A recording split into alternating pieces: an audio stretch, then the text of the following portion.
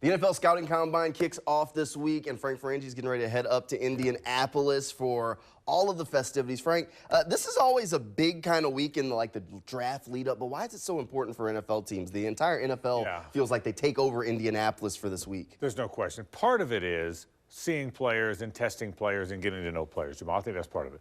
But it's way more than that. It's a convention of sorts for the NFL. Every head coach is there, just about. Every assistant coach is there. They get to know each other. They talk about strategies. They talk about how their season went. They talk about their plans moving forward for the next season. It's the best convention for people other than just administrators, coaches, assistant coaches, and they share ideas. So part of it is watching the players. That's the excuse to be there. But it's a convention. It's a time for coaches to hang out. All the media is there. I think when media develops sources, a lot of times it's people that they go to Prime 47 or St. Elmo's with, some of those steakhouses, and get to know them. So it's a convention. Everybody's undefeated.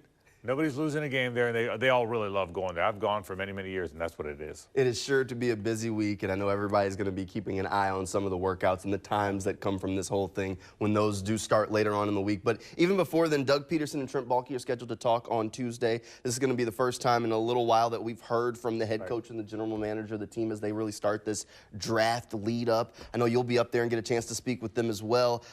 This is a big week for the Jaguars. They have a lot of work to do leading up to free agency and leading up to the draft. No question, Jamal. And Trent and Doug will be on the podium on Tuesday, tomorrow, and then they're going to both join me on my radio show individually after that, so we'll have a good time to get an idea of where they are. A couple thoughts about the Jags. Number one, they're in their window. The window is open. This isn't a rebuilding team. They've had back-to-back winning seasons. I know nobody likes the way it ended last year. None of us do. But this is a team with back-to-back winning seasons. It's very close. There's some holes. We know that. It's very close. When you're that close, free agency kind of finishes the deal, and you're drafting one or two spots, or you're drafting for the future. Now, that's a different spot for them, but free agency is very critical for this team, and we'll ask them about that when we see them. All right.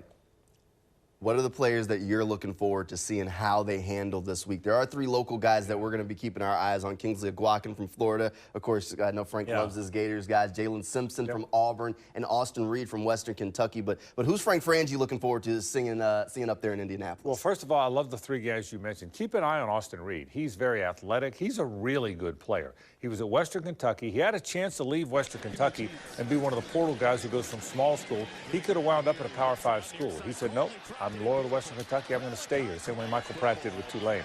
I think that's a cool thing. Keep an eye on Austin Reed.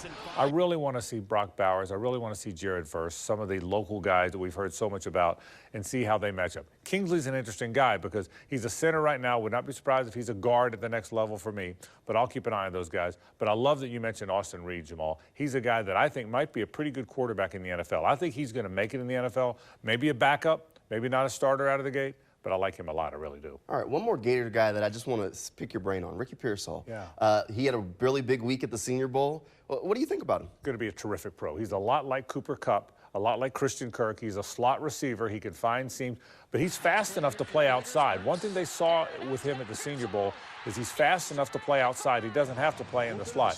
He's going to be a very good pro. I think he's a third-round guy, at worst, a high third-round guy. I think he could be a punt returner. He's got great hands.